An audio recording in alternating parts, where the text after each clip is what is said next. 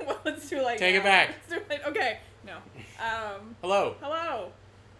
I guess I said I would talk. You did say you would talk. Yeah, so welcome to, this is a experiment.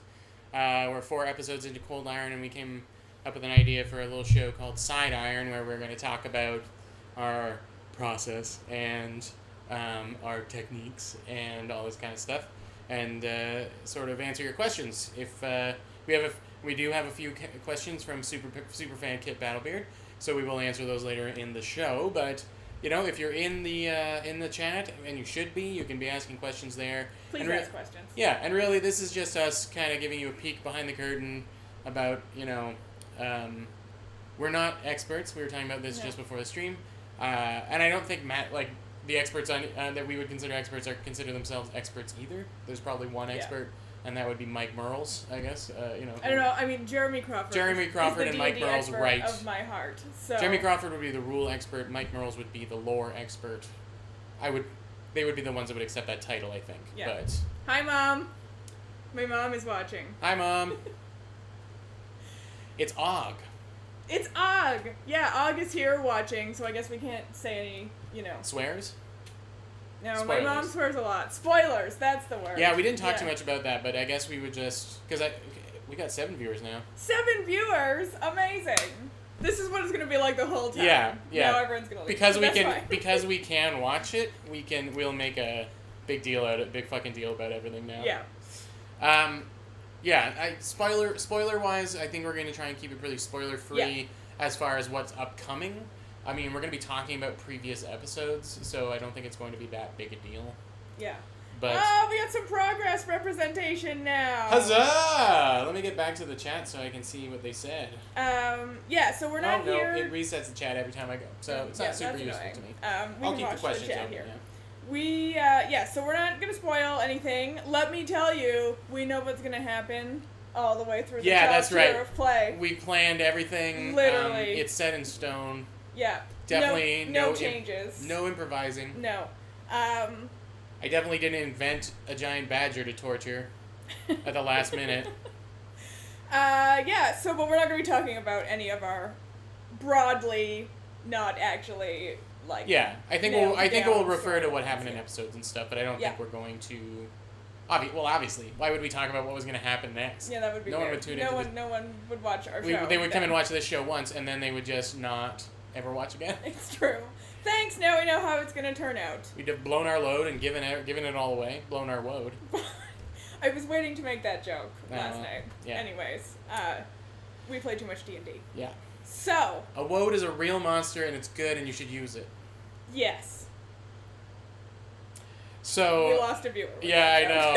Yeah, they're tired of us already. Okay, so... So we want to start with our own notes here about what we're talking about? Or? Do we want to do our, 3... So we're still working out the format, but do we want to do our, 3 starting questions and go from there? No, you know what we should do? We should really Let's talk about how it started. Yeah, because I think this is the first thing, so we should probably talk about that. So I guess it started with me. It did start with you. Because I got the books... I got the D&D books the Christmas from my mom. I was a 30-something man who got D&D books from his mom for Christmas. She's the best mom. And she got them for me the Christmas of the year they all came out. Remember, they were staggered? Mm-hmm. So she waited until... I told her I wanted them. She waited. So that Christmas, I was all about reading about them. And then I was trying... I went and grabbed Horde of the Dragon Queen. And I flipped through it and I was like, this is boring. I don't like it. And I'm playing in that game, right? Yeah, and that's fine. And I'll get to it later, but I've since come around on the canned adventures. Yeah. But when I was looking through, I was just like, it's not the kind of D&D I want to play. So I started building a homebrew world. And me and a friend of mine, Joel, actually sat down and started bouncing ideas around. And then Bellisk was born, the big city stacked on top of itself and stuff like that. I'm a big fan. You're a big fan of urban adventures too. Yeah, although specifically I think what interests me about Bellisk and from there the world that we have built together is the winter setting. I think that's not something I see a lot. Yeah. So I like urban encounters, but I'm really more excited about the fact that it's cold and miserable. I'm a Northern Ontario girl at heart, so well, I mean, just being in even Ottawa in the winter is a fucking frosty hellscape. So like, but and I don't know why I picked that. I think I just like snow, the idea of snow falling everywhere. Yeah. And like anything warm having some steam coming off of it, because like you look at old movies or like movies that take place, modern movies that take place in New York, like but it's supposed to be 1940s, and there's all the steamy shit coming out of the sewers. Mm-hmm. That doesn't actually happen in New York, but everyone thinks of New York having stinky sewers like that. Yeah. And I just imagined Bellisk being that way because of the cold. Like a stinky New York, but cold. Well, but I mean, probably, let's face it, no one takes baths in medieval settings, and very few people took baths in pre-industrial settings either, so... Fair. You know, I'm sure it's stank ass to the max, but like, you know, I liked that imagery, you know, of the kind of warm city center with this cold. So yeah, so I started building the setting. I didn't plan anything from the beginning. I didn't even name anything about it, and for the next 2 or 3 years, that was the only setting I played in, and it was invented mostly by my players, which is fun. And we're doing a similar thing with Cold Iron. I mean, that's, I think, my favorite way to play. This is your first experience, though, with a homebrewy thing, right? Yeah. Like a real homebrewy thing. Yeah, I am relatively new to DMing. I've been only doing it for about a year. As a player, I'm playing Hoard of the Dragon Queen, and that was my very sort of first long-term D&D experience. So, yeah, I was all about those canned adventures. I'm running a canned adventure. I really enjoy it. I'm running Tomb of Annihilation. Which I'm playing in. Which you're playing in. But yeah, so this is my first time running something that's completely homebrew. Now, I'm a big fan of, like, just taking what I like from the canned adventures, so, like, improvising and changing things, I'm fairly used to. But this you is kind of my have to first do that, time. I think, with Tomb of Annihilation, or you're just going to be wandering the jungle a long time. Forever. That's what you guys are going to do, I'm certain of it. Yeah. Yeah, so it's my first time, like, running a homebrew, but even then, I feel like you kind of set this world up, so I got to come into something that's already there to a certain extent. Yeah, something neat. Nice. I won't give too much away about it, but I think Emily's in the chat, and we were talking on the break between, everyone had left, and we were talking on the break, and Emily had played a few games in another Bellisk game of mine, where they were the City Watch, like a cops kind of thing, and she incorporated some of the stuff from that game into the background of her character now, which is just really how I've been running things, and, you know, you play in a Bellisk game. I do play in a Bellisk game. It's one of the few non-streaming games that we are in now, but and that one's like, you guys are like demon hunters. It's kind of like, I think we're devil hunters, actually. That one's for my fellow players. Yeah, that's devil dealers and demon hunters and whatever. You have fought a demon anyway. But it's kind of like a little bit like Buffy, a little bit like BPRD. I mean, when you were like, we could play it like Buffy, I was 100% like, yeah, I don't know if we're playing it like Buffy now. I don't know either, but that was 1,000%. But like, now there are things that happen in that we can incorporate into Cold Iron, like all over the place. So, yeah, I mean, I spent a bunch of time just building it up, and then for a long time, the Cold Iron, the original, or before it was called Cold Iron, the idea was from a book that I from one of my favorite authors, China Miéville, which I recommend if you like urban settings whatsoever. And he has a book called Iron Council, which is about a train that left a city and decided it didn't want to do what the city told it to do anymore, and so the people who live on the train started pulling up the tracks from behind and putting it down in front, and it was now a rogue train. It was going wherever it wanted, and I love that idea. Right? Because I love the train and the idea of the city that moves and stuff like that. So that was the kernel of an idea, like, before even 5th edition came out. And then I brought up the idea, and I was thinking about streaming it, because we had started Lost on the Great Road, and I was thinking of new shows. Mm-hmm. And you and I were walking... Well, I wanted to play originally. That's right. And you were like, you were on number one on my list for it, obviously. I had heard about it, not even from you, but from a mutual friend who was like, yeah, Jordan wants to put together this, like, all-women game, and, like, also something about, like, just queer ladies, and I was, like, really offended that I hadn't heard about it from you first, and I'm pretty sure I accosted you and was like, I want in that game. And yeah. And then I was talking about doing it every 2 weeks, I think, and we were like, we need to do a show that's every week. Yeah, and you had too many players. And I had a lot of people that I wanted to invite. And so, yeah, I remember we were walking to the grocery store or from the grocery Yes. store. I was over. Was it over the weekend and the week that we were packing up? That we were Deck of Many packing stuff? Deck of Many stuff. That's Yep. right. So then I asked, well, what if we did a co-DM situation? And then that's where you came in. You thought about it for like a few minutes on the walk, and then you're like, yeah, it sounds like a terrible idea, but let's do it. So then we Yeah, did it. that was me. I was like, Well, you were "Smart like firework." you were not maybe not lacking confidence, but you were just a little nervous about the idea of. Right. And I mean, understandably, I mean, when we started Lost on the Great Road, I mean, I'm not by any means not nervous at the beginning of any streams Yeah. still, but it's, you know, you get used to it after the first few, but Yeah. but you were just playing and you Right. hadn't. I probably would have told you the story about how. So, for those who are watching who don't know me, which I mean, I feel like most of our viewers know us at this point in time. But Most of our viewers are our players. who are like, who are our players? who are like right now. scouring this So- conversation for any information they can get to cheat. Video work is my job, but I actually really hate being on this side of the camera. It's why Yeah. I'm not looking at any of you, because it's really awkward for me. And it was legitimate. It was because I also play in Lost on the Great Road. I brought it up to you at that time that I was nervous about being on camera. Yeah.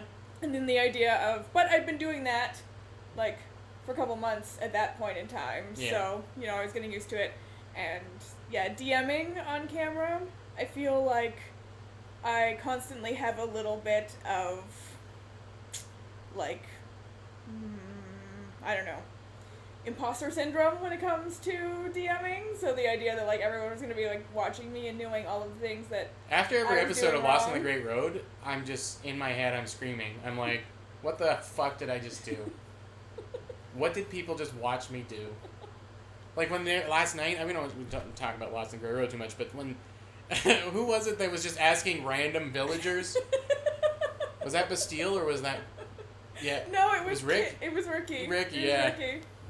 And but what about you? What do you have to say? And I had to like come up with, in the span, I think I did pretty good, all considered, in the span of like 30 seconds, 5 different villager voices.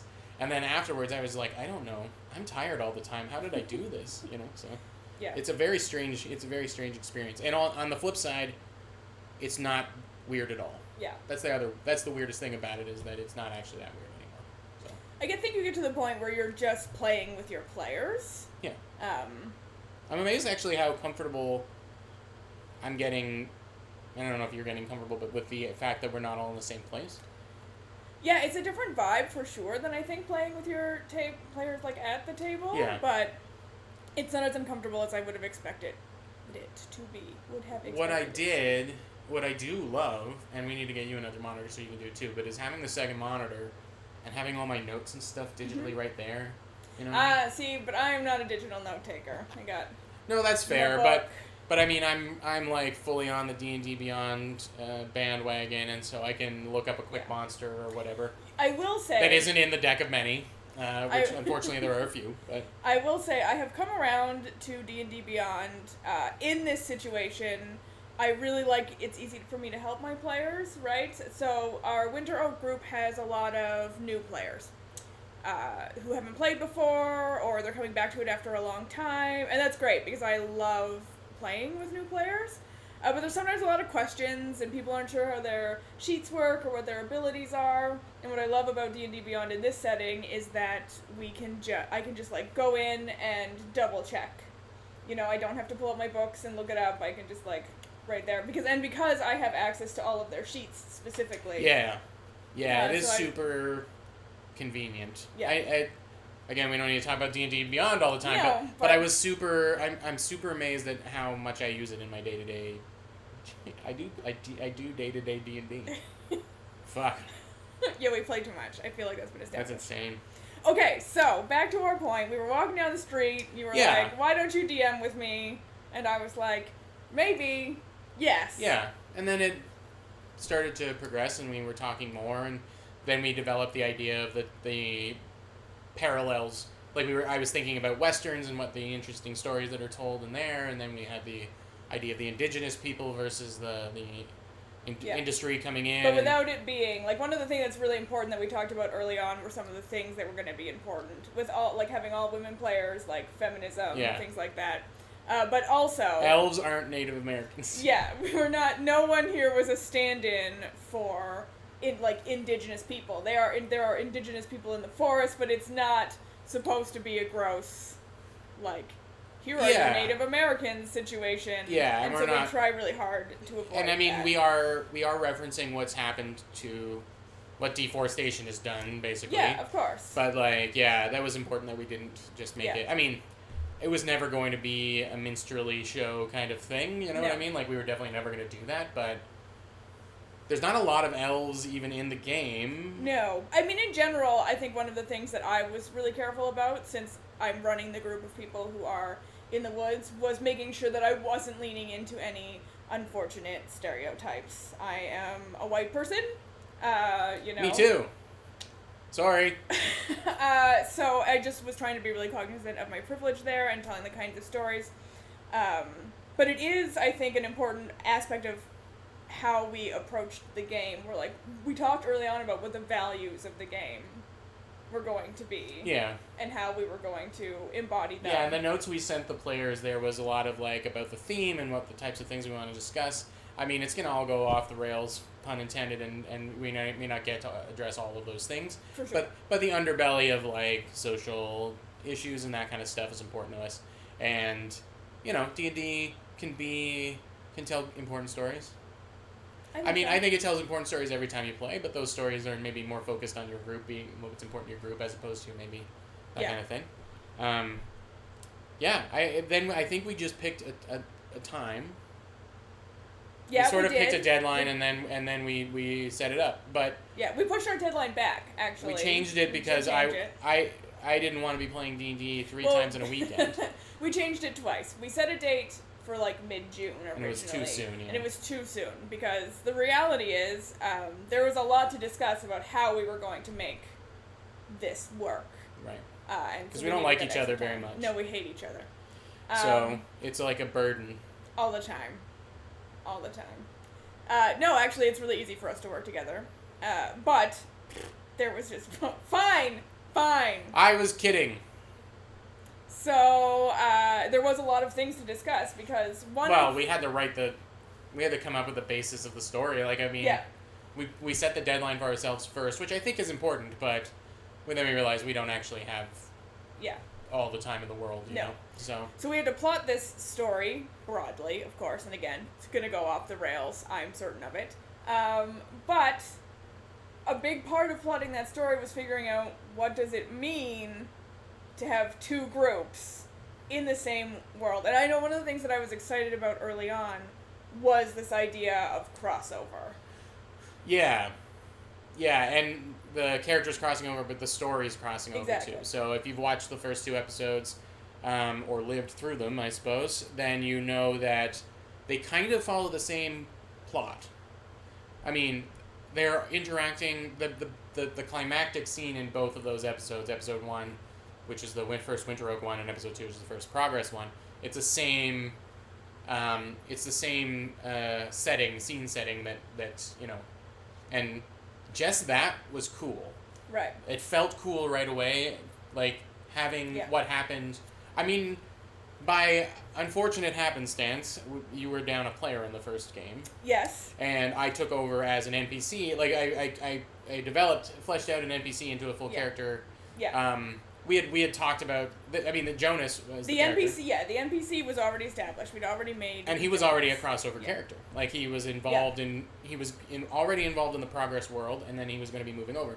And so getting to play as him and kind of guiding what he was doing a little bit was really handy. And then being able to know what was going to happen and what the vibe in the place was going to be like, and the things that have changed since your group left, and then my group showed up, and they were I don't know if you've kind of diverged from the area now, obviously, but I think you'll enjoy when that happens because I feel like I had a lot more to build on because you ran a great game and I watched it and I took things from it and so I really like that. Yeah. Let's talk about that set piece. This is not really spoilers for our players. So there's a tree. There's a tree. forest. There's a tree. It grows up in the train tracks. That was an early point. we discussed that early on. We knew that was going to be Yeah. this crash. Well, we knew that a crashed train was going to be Yeah. our. The tree, spoiler free, we brought in because we were tying that into our greater Yeah. story, our greater big bads, that kind of thing. Like the idea of the wilderness fighting back against things, or, so that both Yeah. sides felt a little uneasy. Exactly. We wanted to have this thing where it's the same event that can be interpreted very differently by each group. Yeah. Um, And I feel like they have. I mean, they're both Yeah. very... My group's got until investigated a little closer, so I'm interested to see what happens. And I'm setting, I guess, the tone for what the tree is a little more than you are, because it's sort of involved in mine. But, yeah, it's neat. It's just super neat seeing Right. both groups look Yeah. at things from a different point of view. But yeah, we wanted that to happen right at the beginning. We didn't want the groups to interact, because immediately having 8 people, or it's too much. at Yeah. one point 10 people on the stream, was just going to be too, I think, physically impossible. Yeah. You know, like, just, you wouldn't be able to follow what was going on. So, you know, but we wanted the trace of one group. Right. And so, And so we can talk about how we set that up, too. One of the things we knew that we needed to do, and this comes down to, I think, the intricacies of running yeah, we're kind of answering some of our notes here, but well, that's fine. what were some of the initial challenges of conceptualizing Right. the game? That's what we're talking about right now. Yeah. So one of the things we talked about was that we wanted to have this set piece, but that if my group was going to go first, we had to deal with, and this is going to come up, I think, a lot in this thing, the practical reality that my group couldn't be there when your group got there. Not at the beginning, anyway. Not at the beginning. Yeah. So, you know, I had to come up with a reason to get them You came up out. with it in the last 10 minutes in the of the last show. 10 minutes of the show. By messaging me. As I was freaking out because my players were starting to talk in a way that made me feel like they might follow the tracks. They might follow the tracks, and I was like, "Oh fuck, this is not going to work." So I had to basically, like, force them out by introducing this like huge monstrous noise. Yeah. Which But is- that's really great. Yeah. I made it nice and vague. I had an idea of what the noise could be. There was a light, too, I think you said. No, I just said the noise. Oh, okay. But I was like, it was loud and it was getting closer very, Right. very quickly. When I was doing stuff for Delicia, for Sierra, before she joined the group, I was mentioning the light Yeah. and stuff, yeah.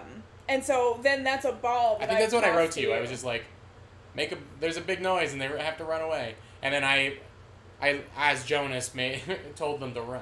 Right? Yeah. So. But yeah. yeah, so that's a ball that I tossed to you that you were able to pick up, Yeah. you know. Yeah. In I your- my episode started maybe a couple hours before Yeah. that event, just to get everyone caught up, and I wanted my group to be able to talk to each other a bit, which they did. And then a drunk lady talked to them for a bit. But yeah, that's what I'm looking forward to the most. I don't see it as a hurdle. I see it as like a really fun, interesting Yeah. challenge. But I mean, yes, But it challenge. was. Yeah, But there it is was, a yeah. challenge. It's Yeah. fun and it's interesting and it's one of my favorite things about this game, but it means that we have to be, like, constantly talking about what's happening. Yes, and I also put a voice in Og's head, as my mom is That's right. pointing out in the chat. A I voice. did, yeah. Well, you know, when you really got your players have got to move, you got to use all the tools in the toolbox Like the TV to show, get them out of there. The Littlest Hobo. There's a voice that keeps on calling me. Yeah. Although at this point it wasn't calling so much as being like, run, get out. Yeah. It was urging, not That's calling. right. That's right. Yeah, so it's one of the things I'm most excited about, but does require us to be in constant contact, which Yeah. is a different way than I have DM'd previously. I played a little more fast and loose in my games that I am soloing, and we can't really do that as No. much. I mean, we've given ourselves, because everyone went in different directions in the first 2 episodes. Well, technically, progress is staying in the same spot for a couple of days, but, you know, my group has been led in a different direction, and, you know. Done on purpose. Again, Yeah, like, yeah. We have done that on purpose. Yeah, and that way we have I don't know, who knows, 3, 4, 5, 6, 8 episodes where we don't need to worry about the other group Yeah. that much. And then, our plan down the line is to eventually, they will meet, maybe 1 or 2 characters at a time, swapped, cut the groups down the middle, and split them up, kind of thing. Do you have any questions, by the way? I haven't seen any questions come up yet. If you do have any questions, drop them in the chat. Yeah, drop them in the chat. We're actually allowed to talk to you during this stream. Yeah, normally we, actually, on that note, normally you'll see one of us in the chat in our Cold Iron games. And all our players. And all our players. Our players are much better at multitasking than we are, it would seem. Yeah, they don't, I mean, I can only really well, no, I guess I'm at both groups. I've noticed that they're very good at just saying shit in the chat, but also being on like paying attention. I know. So. Like, it doesn't seem at all like they're not paying attention. All these millennials. So, I mean, technically, I guess I'm a millennial, but... I said all of these millennials. But I'm not very good at it. So, you moderate my chat, I moderate your chat. I like your moderation on mine, because you, like... I just type random things in the chat. No, but you're like, oh... There's a thing. What could it be? Many question marks, and like what it is. Yeah. You just ham it up like. I do. It's hilarious. Almost it's everything funny. I type is also in all caps. It is. Why. It's all caps. We all know showing why. up. We all know why. Do you want to go to another talking point? We want to do a question from Kit. Let's do a question from Kit. Kit Battlebeard, everyone. You'll see an ad for his show like rotating on our screen right now. That I appear on. Because we play too much D&D. I won't be there this weekend, but I will be there in the next one. Well, we kind of talked about this one already. How hard is it to run a twin DM'd game? So far, challenging but not hard. I wouldn't say it's hard yet. No. I think that there are moments. I think that's what's really interesting about it, is that, like, sometimes when I'm in the game and I'm running it, it doesn't feel like a co-DM'd game. I'm just with my players, we're just running. Yeah. It's sort of outside where we're talking. One of the things is keeping pace with time. Yeah. Is a thing we have talked about. Yes, it is the Feywild one, Mom. I think Emily asked why I hate badgers. Is that the question before? Yeah. Hey, Jordan, why do you hate badgers? Oh, sorry, is that another question? Yep, that is a question. Why do you hate badgers? I don't. I just know that everyone loves badgers. Right, that's fair. So I wanted you to go to the orcs. That's really it. I knew this is one of the places where I've come up with something on the fly. I thought a little bit of money and a little bit of like exploration was enough to get them to go somewhere and do things. But then they walked up and they were like, we want to trade with you, and then the orcs like, we're not tour guides, we're not trade people. Yeah. And then they're like, oh, okay, see you later. And I was just like, okay, there goes my whole thing. So yeah, I lured you in with an injured badger, but and I feel like that's a normal DM thing. That's not a co-DMing thing. No, It's a valid question though, but I think sort of speaks to my point about like some things just feel like normal running the game. When you're in the game, especially because we keep in touch during the game, like I can ask a question or make sure that things line up or whatever, which we have done a couple of times. Yeah. But yeah. Anyway, we were talking. Was there another actual question? There's another actual question from Music Mom, aka my mom. How much? And it's also, I believe, one that Kit asked. How much time do we spend prepping each episode? Yeah, Mr. Battlebeard did ask how long does it take to prep together, and so I think the weight of the work at the beginning went into the overall plotting and theming of the game. Yeah, and we met several, I don't know, if I had to guess, 20, 30 hours worth of, like, talking. Yeah, stretched over, like, 3 or 4 hour exactly. things.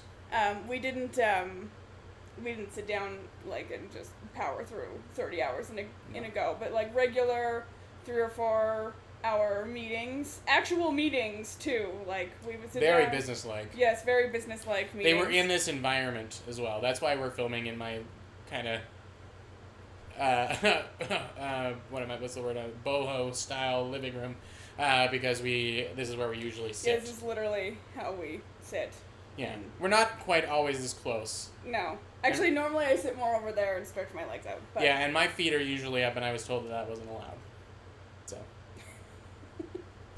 There's new rules that I learn every day. So yeah, the bulk of it it was a lot of work, the prep, to do the story, to come up with the ideas. And now we kind of prep on our own, but we bounce ideas around. Yeah. I'd say probably I spend an hour a week probably prepping. I come up with my story. I normally chat with you about it. Even if I don't have questions, because I'm like, oh, sometimes it's so nice to have another DM for when you're stuck. And you're like, I don't fucking know what to do. You have someone to bounce ideas off of. But sometimes I know what I want to do, and I can just be like, this is what I'm thinking. And then make sure that you're aware of what's happening so that we can, like, react. Yeah, and I mean, even if I'm stuff. pretty settled on something, I like talking to Alicia about it, just to, you know, because we put new perspectives on things, and, you know, yeah. Yeah. So I would say, of actual, like, sitting down and putting my nose to the grindstone, I would say like an hour, usually in the morning. The day of, that's how I do it. But it's more like, it's not so much, like waiting till the last minute. That's when I aggregate everything from what I've been thinking about. Yeah, I actually. And that's not special for Cold Iron. That's just how I run most of my games. What I have taken to doing is. Whoa, you have a lot of notes. Talking to you throughout. Do you have notes about my episode? No, I don't. Oh, this is your episode this too. This is my episode too. But I am going to keep notes about your episode. Oh, Corrupted Boar.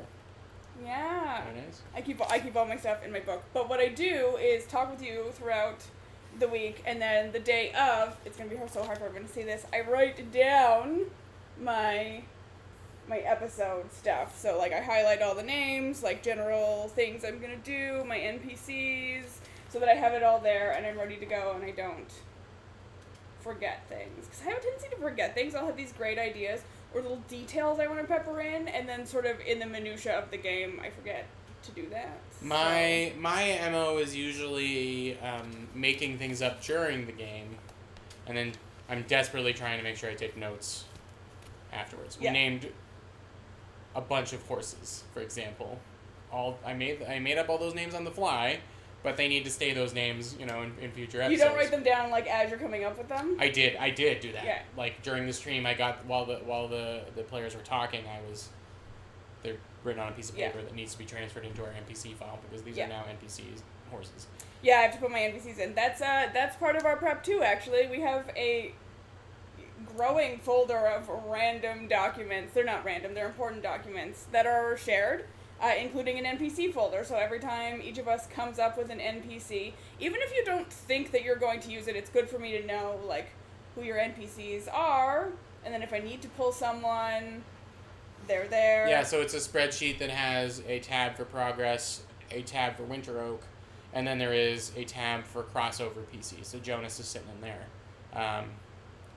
And, I mean, the Goblin Caravan has to go in crossover NPCs. That's right, yeah.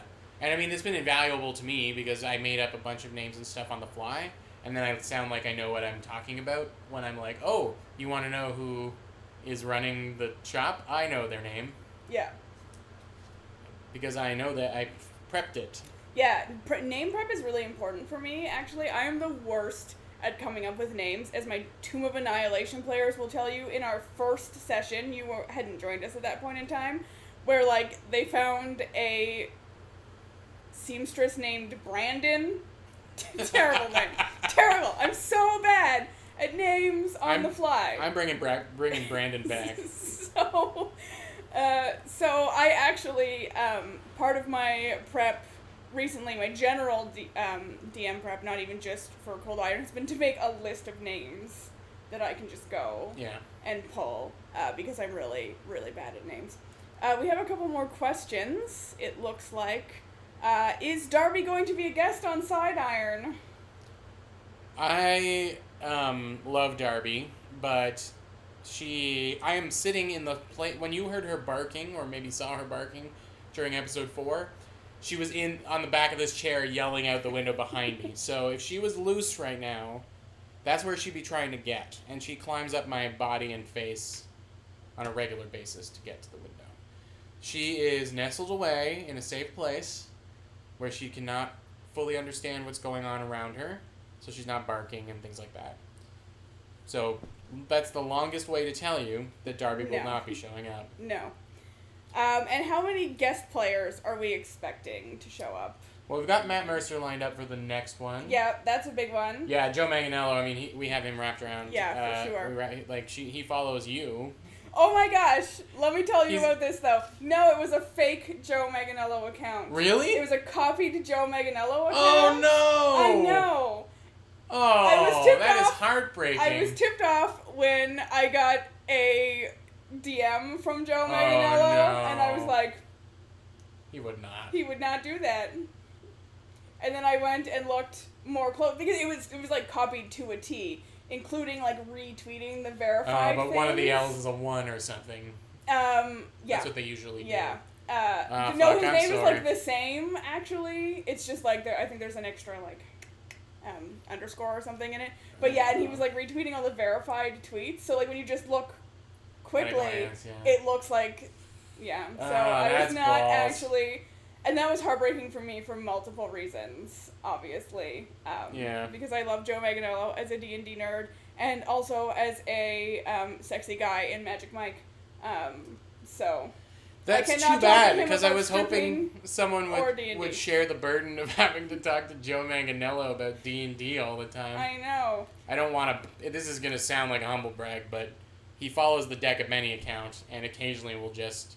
He's a big fan of our product, which is great, but every once in a while he'll just be like, my barbarian did 186 damage last night. And you're like, that's great, Joe. Thanks. You know what's gonna happen? This will be the one thing. One He'll of watch. those 7 viewers is Joe Manganiello, and now he's gonna hate us forever. Yeah. If that's the case, Joe Manganiello, I love you, and your sexy water bottle dance in Magic Mike inspires me as a burlesque performer. You wanted to Anyways. invent a cantrip yesterday that did that exact effect. Yes. Yes. Splashed a water bottle, a water container everywhere. Yeah. And also, fuck you, fake Joe Manganiello. Fucking piece of shit. Exactly. But yeah, so The real Joe will rip you in half. Guests, we sadly don't actually have Matt Mercer or Joe Manganiello. That would be amazing. But we do have a lot of friends, You a have lot of players that can only tons, play yeah. part-time. My sister was originally meant to be one of the players, but her time it was limited. But I would love to get her in since it's kind of become a family thing. Yes. Like, like a large group of the women in your family are in the game. So I would love to get my mom on so that she could play. She has played D&D once. And I would love to get my mom on. I know these are big celebrities, but, trust me, it would be a good time. And, I'd love to get my sister on. But, yeah, Rich, we've been talking to a lot of, you specifically have been talking to a lot of other people on Twitter and streamers. Yeah, I've been reaching out to people on Twitter, finding other people who are in line with our values. As per usual, I like women better than like men. So I've been, that sounds terrible. I love No, it's not gross absolutely men. true. It is true. I don't like men that much. So I've been reaching out to a lot of, like, other things, other groups of women that are predominantly Podcast women or all streams, women, podcast streams, etc. Because, I mean, a big part of this for me is, like, raising the visibility of women. This year, Wizards announced that 40% of their 5e player base is women. But I feel like when you go on and you watch D&D streaming, you're still seeing a lot of men. I think we're seeing more women, And but you're still seeing a lot of men. We understand why women... I mean, I learned from our very first episode why women are perhaps apprehensive about putting themselves... Because I posted on Reddit thinking, this is a good place to advertise it. I mentioned that it's an all-woman stream, and then within seconds there were comments about how no one cares that there's only women on the stream. Now, I know for a fact that there are women who care very much that there are women or non-binary people being visible on the stream.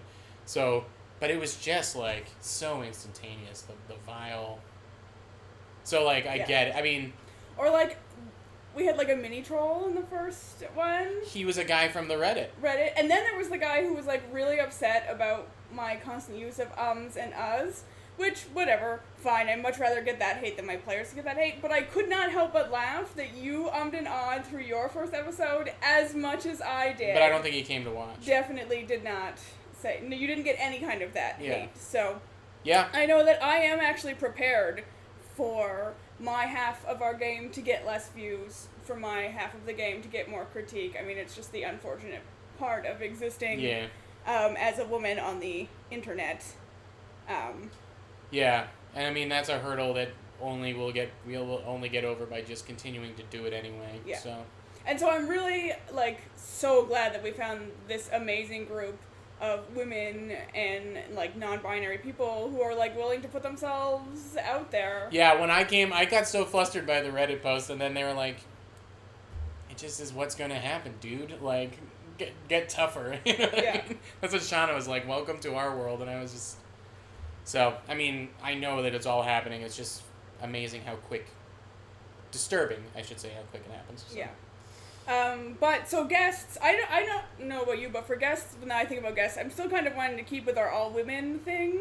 Sorry, dudes. We did talk briefly about having some men on and have them play villains. The villains, yeah. I love the idea still of that.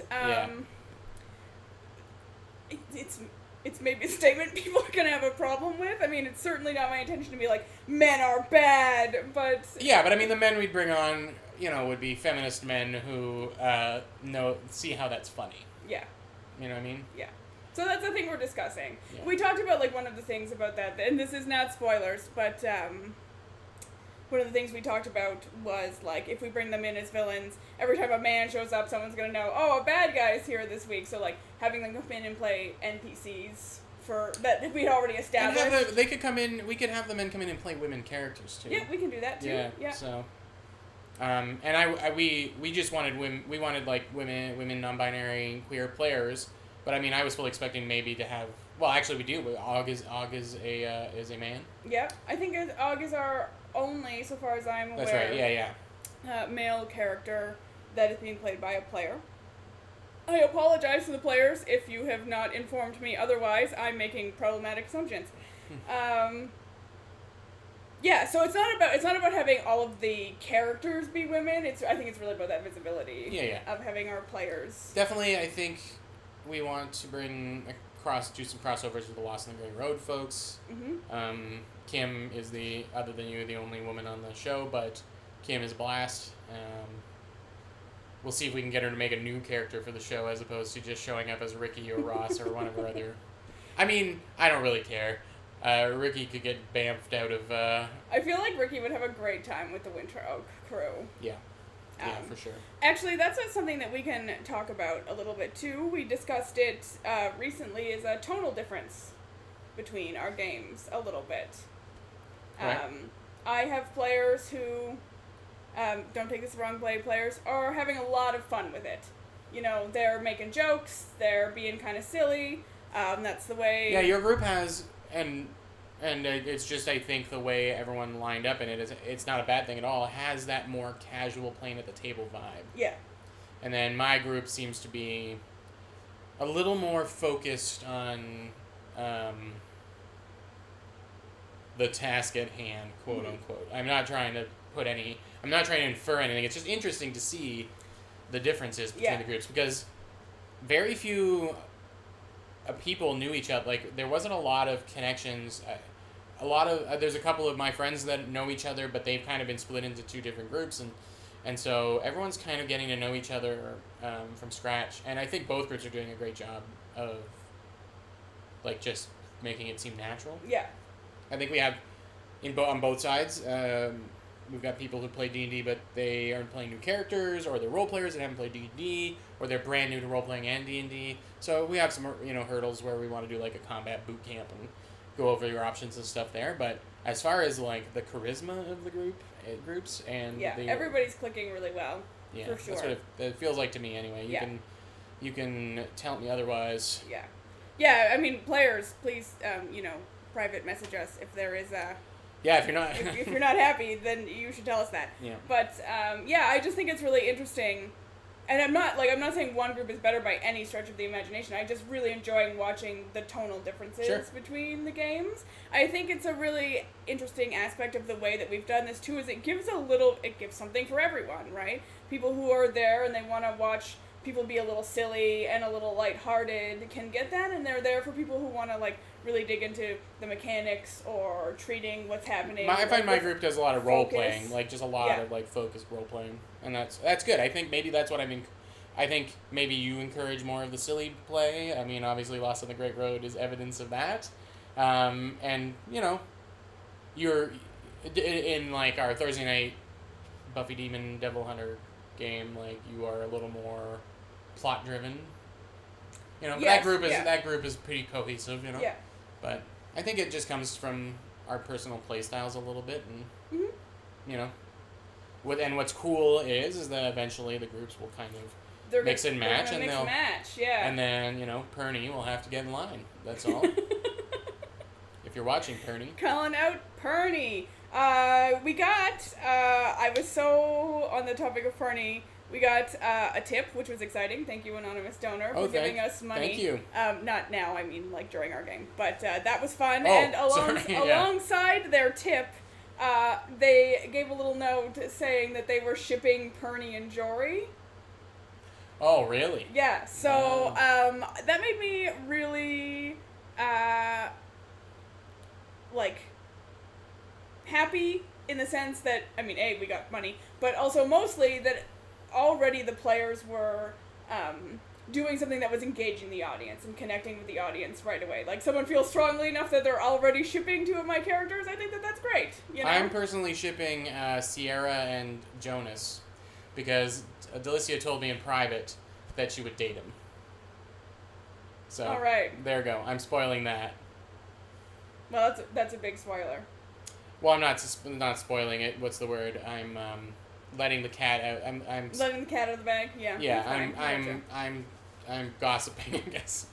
We have a question. I think another one from your mom. Yeah. Do we think that the tonality is going to change as we progress? Since we were just talking about the tonality of the game. I hope it does, in the sense that I want it to go wherever it's going to go. I don't think. Yeah, I mean, I hope it doesn't swing in a direction where it's not entertaining anymore. Mm-hmm. But what's shipping? She asked as well. We have to explain the internet. Oh yes. To your mom. So my mom, our oldest player at the table. Another bit of diversity. Sorry, Mom. I hope that doesn't offend you, but I'm actually really excited about that.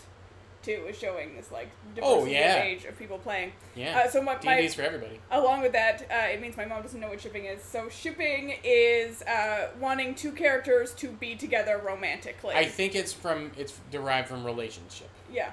And so you want them to be in a relationship, and then you ship them. You're shipping them. Yeah. So you're just like I want these two people to be together, basically. Yeah. Perny and Jory smooching forever. Yeah. You know what? I can see it. I'm into it. I can get on that ship. I think Jory's got a little Perny. That's not the right way to put it, and I'm got a little Perny inner. That's what I was gonna say. Yeah. Anyhow, that's a Joe joke that I will let her make at a later time. So do we want to do our? So we were gonna try and do like 3 questions every week. Yeah, let's do 3 questions. Our plan going forward is to do this show every 2 weeks. Bore you to death for about an hour, but we're going to talk about each of our previous episodes. Now, obviously, we've got 2 episodes each to go over for this one, but so maybe we'll do the standard questions. I'm having a good time, so I'm okay if we go over a little bit. Yeah, if we go over a little bit, that's fine. But, right, so the first question, I've always wanted to be on camera and have, like, a thing in front of me that I'm reading from. Do you feel very important right now? Yeah. Okay. It's cool. What went right... wrong in your session? You want me to go first? Sure. What went right / wrong in my session? Sessions, okay. In this case. So I'm going to start with episode 1. They didn't take the goddamn boat. So we have a map. No one has seen it yet. And which is a good thing. Yes, it is a good thing. One of the things we realized was that there was quite a bit of distance between Winter Oak and the crash, and I was like, oh crap, I don't want to have an entire episode of travel, especially for the first episode. Travel is not the most engaging kind of D&D I think that there is. I personally am weak when it comes to making travel super engaging, and I just didn't want that to be my first episode. So, I was going to have them take the boat. We put a river in to accommodate this. I prepped water-based encounters for the boat, and then my players didn't take the boat, and instead they walked all the way to the train crash. So that went wrong. not that my players did anything wrong. By wrong, I'm just saying, like, it went wrong in the sense that It went differently. It went differently. Yeah. I was not prepared for that. I learned a very lesson from that, which is that don't assume your players are going to do... I mean, I already know, don't assume your players are going to do what you want them to do. Don't assume they're going to talk to the orcs either. But for the most part, my players are pretty good about, like in my other games, following these breadcrumbs. You put a boat, your players get on the boat. My players didn't get on the boat. What was their reason? I can't even remember. They didn't even give me one. They were just like, no, we'll just walk. That's Great. fine. So that was a thing that I had to sort of very quickly adapt to. It was a challenge. I'm not going to say it's what went wrong, but it was a challenge. Sure. I don't think anyone noticed that it was a big deal. Yeah. It's fine. Like, you were fine with it. Yeah. You got the goblins. I got the goblins, yep. What went... Well, I can talk about my, or Oh, yeah, you wanna talk about your own? something went right during your episode? Did so- anything go right? Yeah. I really felt that my second episode went right on the whole, actually. Switch legs. Um, It's difficult being the bearer of the thing. Oh, it's so heavy. But you're important. What went right? It sounds like really maybe kind of full of myself, but I thought my entire second episode really went right. I felt good about the role playing that happened. Episode I felt 3. like, yes. My second episode 3 in total. I really liked the way my players engaged with the stuff I put there. I put the hag in, disguised as the Gaston guy. I will say something that went right in that session that I thought you handled well, because it hasn't really come up in other... It comes up all the time in my games, which is everyone enters a little village or something, and then everyone wants to go do something differently. And I felt that you paced that really well. Oh, thank you. Yeah. Maybe you picked up some tips from me. I feel like I do pretty good with the pacing on that. I don't know. Now I've taken credit for it, and now I did the right thing. But, like, you know, I think you handled that really well, and it wasn't boring to watch. Right. Yeah, because everybody went in a different direction. Like, even today, I'm trying to get caught up on Critical Role, a couple episodes behind, and there was an episode where they had 2 weeks of downtime, and it was a little boring. And it's one of the best shows, you know what I mean? Yeah. So, obviously, the scale of things, they were all in the same vicinity, and the same things were happening, but I really liked how they all went in different directions. They all got a piece of the puzzle that was coming up, which is cool. Well, and that is related specifically to that prep that I was, talking about that I did earlier. Yeah. When I wrote down the NPCs in the town, small town, so it only had like the 3 or 4 buildings, I had an NPC at every town, and I knew what that NPC would talk about. And that took me like 20 minutes to prep ahead of time. Yeah. And I think it really paid off in the game. But what I liked was, like, Io got a piece of information, and then Og got another piece of information from the kids, and then blah, blah, blah, everyone got a different piece of information. They were all either different ways of describing the same situation or different information about the same situation. Yeah. And then when everyone came together, they had a full story. And, I mean, that sounds like a super obvious thing to do, but it's not super easy to think of that right away. And to make it seem organic and interesting and not boring, that's difficult. So I think you did really good on that. Thank you. Why didn't you tell us what went right and or wrong in your game? For the second one, what I was really happy with is that we figured out all of our mechanical issues, or technical issues. Mm-hmm. That's not necessarily like session DM stuff, and I'm glad since then, audio is synced up, everything's been great. So I was glad that I was able to handle that well, because I was also modding my own, because you were out of town. Yeah, but I was there. That's right, you were there, that's right. There. We didn't think I was going but to be for the first there session, I was playing, I guess, but I was there at the beginning to help prep things, because we were both freaking out about it, for obvious reasons. But the second one went smoothly in that department. And then what I thought, the other, from the game that I thought went really well, was all my players seem to have their characters' personalities figured out. Mm-hmm. Which, I feel like in other games sometimes, and I'm not calling out anybody specifically, but I think it's a general difficulty with new players or people who don't really care about the role-playing. Having your personality figured out for your character is super important to me. Like, when I'm coming up with an NPC, you can testify to this, the NPC's personality is the number one thing. I come up with. Mhm. What they would do in different situations and how they behave. So it's important it's important to me to do that because then I know when the players throw a curveball, I know what my NPC is going to do, right? So it was so nice that all the players had come up with their own personalities, and I know exactly what's going to get them. Yeah. You get their interest, right? So that was nice. We clicked into that really, really early right away. Not a lot went wrong. I'm not trying to be full of myself, but I felt like that first session went really well and went really smoothly. I think I would have liked. I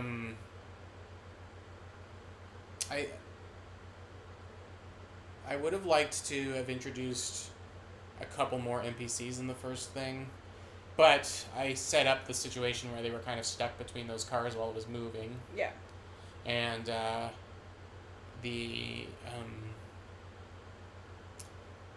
and so they didn't really get to go to other cars to sort of check in with those different people. So that's probably the big thing. I would have liked more people come out and be curious about what was going on. As for episode 4, my second progress episode, I really liked the social interaction with Jonas and the 2 injured patients, and developing their story a little bit. And then as for what went wrong on that, right and wrong isn't really the right word. Yeah, we'll find a better word. But what went differently than I was expecting was really getting them. And maybe my players aren't big combatants, which is fine. And I wouldn't have just had the orcs start shooting at him right away, but I would have liked maybe a little more discussion. The orcs might have motivations to talk to them, but the first approach wasn't the one that worked, and so then they started going away, and then I had to torture a badger. So you had to do it. Yeah. All right, question number 2 of our standard questions. What did you learn? What did I learn? Want me to go first on this one? Yeah, you go first on this one. I'm learning, and I think this is an ongoing thing. I'm learning to fill the dead air with talking. Something I've tried to do is, and a couple of people who have watched and mentioned it comment on that they liked it, and it's good that they're seeing it. Is something I'm trying to do is re-describe what a person's doing. Not everyone wants to come up with flowery language for what they just did. They're like, I want to shoot my arrow at the whatever. And so I like to reiterate, that. And that helps fill the air. That gives the dead air. That gives the player something to talk about, or a time to look at their sheet and do stuff. And so I'm learning that, especially online, that's going to be super key. Is making sure that something doesn't have to be happening the whole time, and even if I'm just telling a joke or making a reference to something, that's better than dead air. There. Which is not to put pressure on the players, right? No. Players need to take time to figure out what they're doing, especially as we have new players who are figuring things out. On the flip side, though, and this I guess is another thing that went right on yesterday's episode, the dog went nuts. I muted my mic, and then I started chasing her around, and then Liz, my roommate, had to come and get her and stuff like that. My players kept role playing, and I was super happy that happened. Yeah. And so I guess I'm encouraging the talking all the time, kind of thing. What did you learn? What did I learn? I learned a lot about the tech stuff. I mean, again, that's not DM specific, but that was a big learning curve. The first episode, some things happened. People dropped out of the calls, Basically, everyone gets rearranged every time someone drops out. Every time someone drops out. So it was rearranging people's keys live on air. So I'm learning to deal with the tech issues better. I'm still learning, honestly, what I'm learning is my players. So some of my players I know really well. 2 of them are my family members. So I know them really well, and it's easy to serve things to them. So what I'm learning is the process of learning about my players. That sounds so convoluted, but... It's every this is gonna sound pretentious as hell, but every campaign is like a new language. Mhm. You know what I mean? So that's fucking pretentious, and I'm gonna apologize right now for what I just said. But like, maybe I do watch too much Matt Colville. Maybe I am turning into him. But I think like you need to kind of figure out that every time. Yeah. You know what I mean? Like, I jumped into Tomb of Annihilation with you guys. Mhm. I knew everyone who was playing, but I had to figure out Yeah. how they were playing. You know what I Yeah. mean? So like, yeah. Pacing. That's another thing I'm learning. Yeah, I that's what found we're both learning, I think. my pacing, I find at the table with your players who are around, does pacing matter? Yes. Does it matter as much? I don't really think so, because you're going to come back, no one's watching you, you can have your downtime, it really doesn't matter. I had certain key points I wanted to hit in my episodes, and in the first one it took me a little longer to get there than I would have expected, leading my combat to be a bit more rushed. I was running out of time. And then I felt like it was much better paced in the second episode. And part of that for me is learning not to stuff too much into...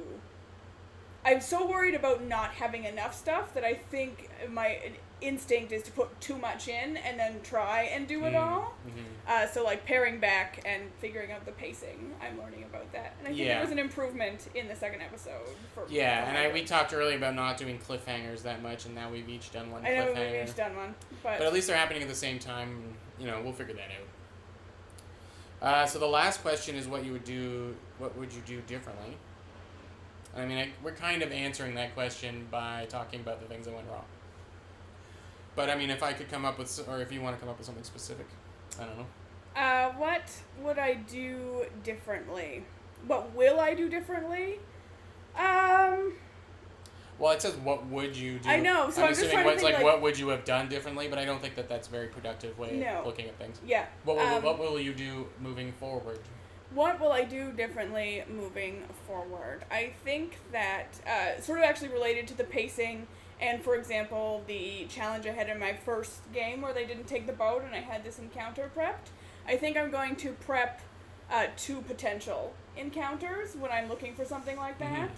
Mm-hmm. I think I mean, our goal with the map, because it is a hex map and we want to sort of incorporate a little bit of random encounters and pre-planned things into it.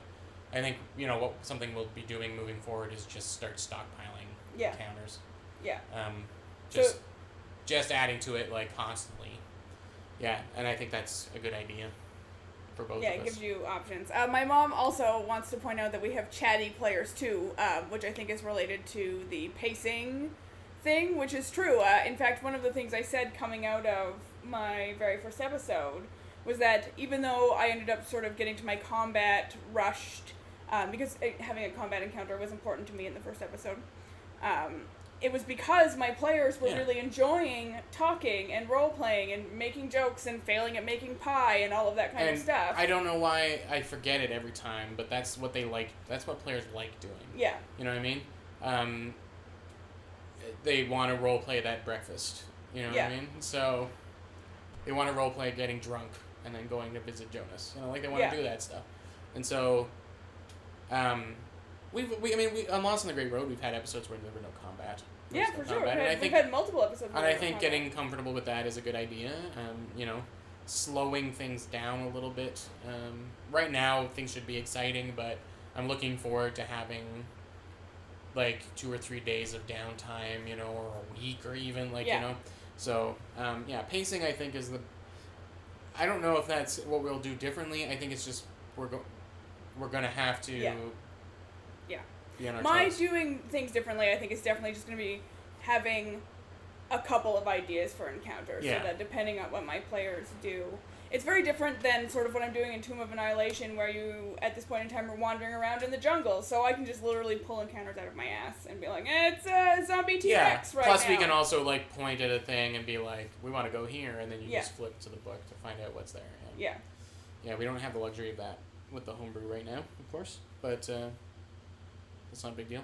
Yeah. What would I do differently? What am I going to do differently moving forward? I mean, I echo all of your statements. I think I need on the outside of things, the big picture stuff, I need to be better on social media. I need to advertise and do things like that more. Alicia's been kind of spearheading that. It comes down to her having a little more time than me, and that's not an excuse on my part, but anyway, I gotta get better at sort of just interacting and sharing stuff. Within the game, I think I need to I need to come up with more non-train things for them to do. I have the train very developed, and I guess this is still echoing what you're saying, but remembering that the whole wilderness is where they're supposed to be, and what I'd like to do is have everybody on board the train, like in a video game, have something, little job that they want done. Right. So that's probably my goal for the next game, is to make, on that NPC list, is going to add another column that's going to be, what do they want from the players? Right. What can the players do for them? Yeah. And that way, for the first little bit, it's all driven by... they went to the ruins because they were offered work doing it. Yeah. But, I'd rather them be able to pick from a whole, what do you call it, village board, of options, right? So yeah, similar to your thing about making up other encounters, but for me, it's making up odd jobs for everyone to do. So, yeah. Cool. I guess. I think that's all of our talking points. Yeah. We've reached our Are there hour. any last questions? Yeah. Any last questions from anyone? We'll give them a minute. There's a delay, so yeah. We'll give people a minute. I think.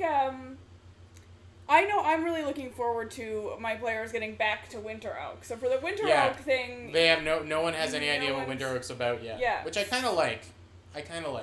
I like that Winter Oak is a mystery even to the people who live there right now a little bit. And then on the flip side, the train is all that my group knows. And it's really kind of really demonstrating the themes of the game. Yeah. Is that a question? No, it says drunk nighttime science. Yes. Yeah, that happened.